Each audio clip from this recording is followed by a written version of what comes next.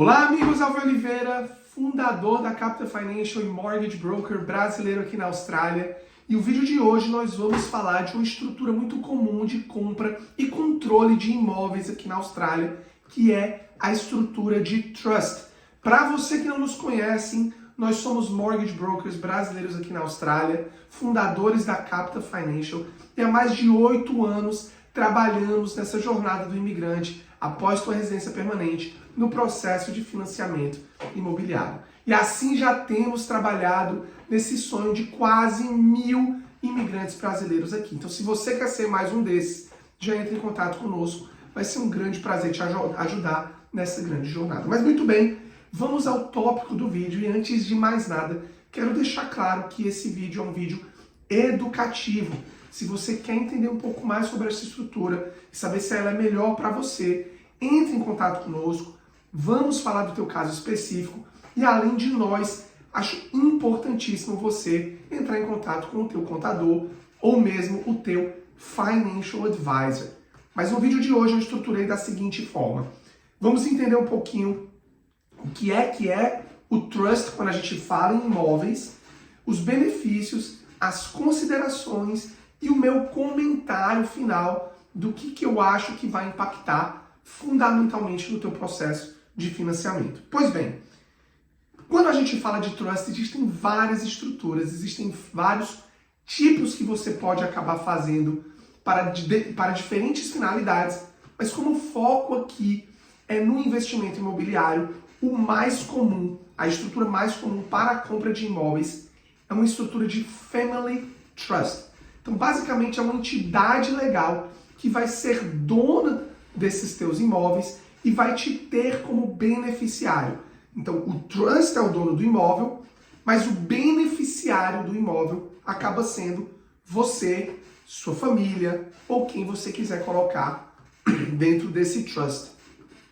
Além disso, quem vai gerenciar o Trust se chama um Trustee, normalmente uma empresa onde os beneficiários são também os diretores da empresa.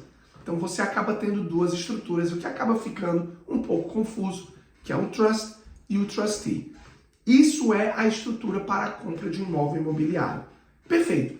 Quais são as vantagens da gente fazer isso e por que é tão comum e a gente ouve tanto se falar? Muito bem.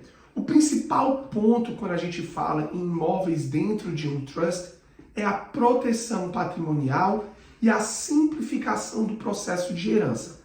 Por quê? Como o imóvel, o dono daquele imóvel, ele é o Trust, você acaba separando os teus bens pessoais caso algum problema, algum tipo de liability venha acontecer na tua vida. Então você protege aquele patrimônio onde o Trust é o dono e não você pessoalmente. Muitas vezes, dependendo do teu tipo de profissão, você está muito prone, né? Você pode receber ali processos ou você pode ter algumas situações onde é importante você ter aquela tua proteção patrimonial. Por que sim também o processo de herança é mais simples? Dependendo da forma que você vai feita, você não vai trigger, você não vai precisar considerar o CGT Tax. Mais uma vez, troca uma ideia com o teu contador para entender esse benefício. Outro grande benefício de uma estrutura de Trust é na hora de divisão dos lucros gerados naquele ano. Gente, se você tem aquele teu imóvel de investimento, ele está te rendendo aluguel, no final do ano, ele te deu um lucro, esse lucro ele é taxado no teu bracket fiscal. Então, quando você tem uma estrutura de Trust, você consegue dividir ou distribuir aquele lucro dentro dos beneficiários. E se tem um beneficiário onde o tax bracket é um pouco menor, você pode optar por distribuir um valor mais alto para aquele beneficiário específico. Eu falei que esse era um tópico um pouco mais complexo, mas basicamente esses são os principais benefícios de ter uma estrutura de Trust. Dito isso, o que é que a gente precisa considerar para saber se isso aqui é um ponto positivo para a compra do teu imóvel? Primeiro de tudo, o custo envolvido. Sim, você vai ter o custo de abertura do Trust E o trust ele é como se fosse uma empresa. Então você vai ter um custo ali anual de declaração de imposto de renda, por exemplo, para o trust. Então, além das suas declarações pessoais, você vai ter que ter uma declaração de imposto de renda para o trust. Isso gera custo e você precisa colocar isso na planilha para entender se isso faz sentido para ti. Outro ponto fundamental, não são todos os bancos que operam com a estrutura de trust. A maioria opera? A maioria opera. Os principais grandes bancos da Austrália operam com trust, mas não são todos os bancos que operam. Além disso, alguns bancos vão exigir que o teu endividamento seja de no máximo 80%. Existem sim bancos que vão até 90%, mas aí começa a limitar as opções que a gente vai ter. Então esse é outro ponto fundamental para entender. Outro detalhe importante, o trust ele é uma estrutura de compra para investimento ou proteção patrimonial. Quem é dono do imóvel é o trust, o que significa dizer que se é o teu primeiro imóvel, você não tem benefício de primeiro comprador, porque não é você que está comprando, e sim o trust. Então é muito importante entender isso, se a tua ideia é pegar os benefícios que o governo dá para aquele primeiro imóvel.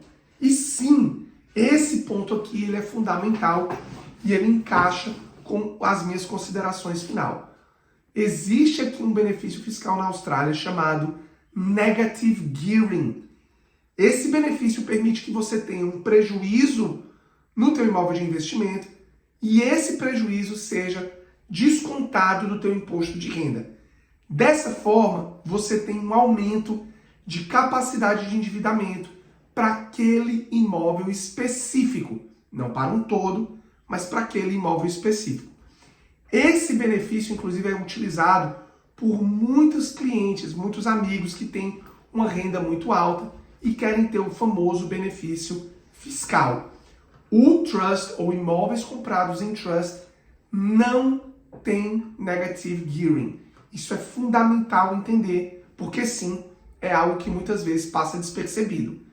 Dito isso, quando você não tem esse benefício de negative gearing, a tua capacidade de endividamento é um pouquinho menor. Não quer dizer que vai travar aquele processo especificamente, mas ela é um pouquinho menor do que seria comprando no teu nome pessoal.